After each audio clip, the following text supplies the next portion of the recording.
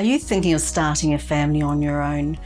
What are the options for single women starting a family on their own?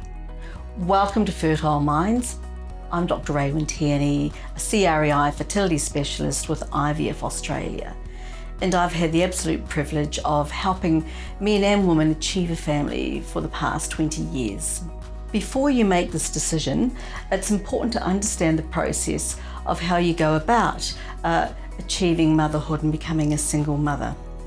And here at IVFAustralia, we have a huge donor program, and we have developed it to make it as simple as possible, to lead you and guide you through that process, to make it as easy for you to achieve motherhood. So, what are the processes and what are the treatments for single women? There are a variety of treatments, and the first treatment is called Intrauterine insemination, or IUI for short. And this is a process where we use donor sperm and we track your menstrual cycle, and we track for the absolute day that you are ovulating. So we pinpoint your fertile day, and this is done through tracking your menstrual cycle through blood tests and scans. And right on ovulation, we would take out a straw of sperm and then inseminate it through into your uterus right on that ovulation point. So it's all about timing to put the donor sperm into your uterus, and it's really similar to having a pap smear when we put the donor sperm through. But this is one way to help you achieve motherhood using donor sperm. One of the other treatment options is called in vitro fertilization, IVF for short. And this is a process where this time we are using donor sperm, but we're actually taking your eggs out of your ovary and then fertilizing them within our laboratory here at IVFAustralia. The process starts with your period, and it involves you having daily injections to grow eggs. And we would normally grow your eggs for around about 2 weeks. And during that time, we want to see a group of eggs growing. So we'd like ideally to have a group of eggs, maybe 10 eggs. And to monitor you, we would be bringing you in here to our clinic, looking at your ovaries. So we'll be scanning you and doing blood tests. And then your doctor, myself, would then determine the day that we would actually physically remove your eggs. So IVF involves taking your eggs out, and this is a 20-minute procedure that we do at our day hospitals. We would then thaw donor sperm that you have chosen yourself, and we would use that sperm to fertilize your eggs to create embryos. And then we grow your embryos for 5 days, and depending on the number of embryos you have, we would put one embryo back into your uterus, and then hopefully the idea is we might have a few embryos that we could freeze for future use. With regards to which fertility treatment procedure you would have would depend on a few factors, and the first would be your own fertility history based on your anti-Mullerian hormone tests and your egg numbers. It's also based on your age, because age is very important for us women, and we women only have a certain timeline to achieve motherhood. And if you have a very short timeline left, then possibly IVF would be the better way to go as a treatment option to help you conceive.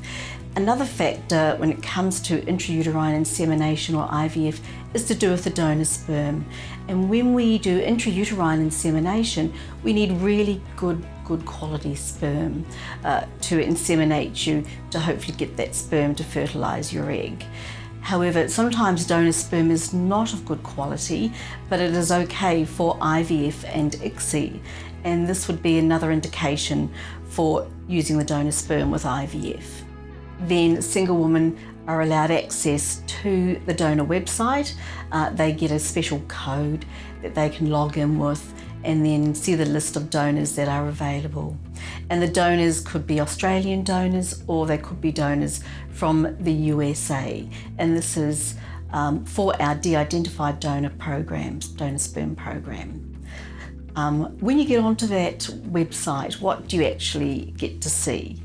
Well, this is the exciting bit, and what you get to see is whether the men are from Australia or America.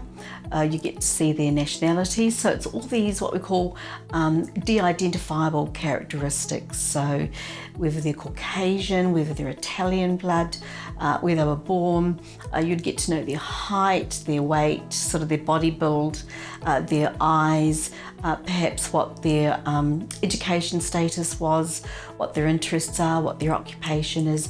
Do they have any children already?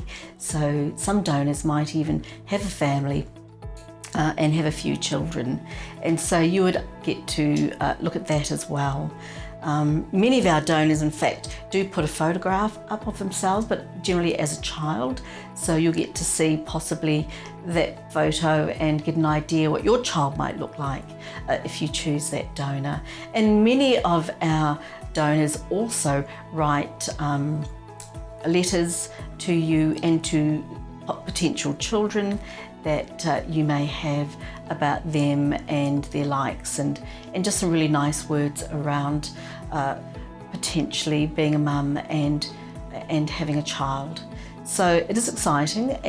If you don't like any of the donors that might be there, it often doesn't take long for a new group of our sperm donors to come out of what we call quarantine. What are the laws in Australia around using de-identified donor sperm? Well, I have touched on that already, but just to really summarise, with de-identified donor sperm, so men who donate the sperm who are de-identified, of course you cannot pay for donor sperm, and so it is done through an altruistic reason. Another law is you can only create 5 families from the donor sperm, and once those 5 families are created, we can no longer use that donor.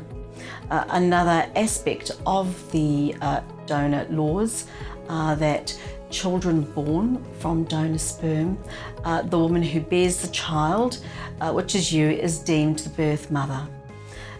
Men also who donate sperm as de-identified donors certainly don't have any legal right to your child, and their name goes on the central register and are deemed as donors only. So, should you have a baby on your own? And I'm asked this question quite a lot in my fertility practice, as I do see many single women. And I think it is very personalised and individualised. But heck yeah, I say, go girl, why not? I just think it's so important not to miss out on motherhood. And if you think you really want to be a mother, you haven't found or paired up with someone yet, or maybe you've always wanted to go alone, then yes, go and do it. And we're here to support you. We have a great team of counsellors, nurses, doctors that are there to support you and empower you to be a mother. I hope you found this video very helpful. If you have any questions, comment below. And thank you so much for watching this video, but don't forget to hit the subscribe button.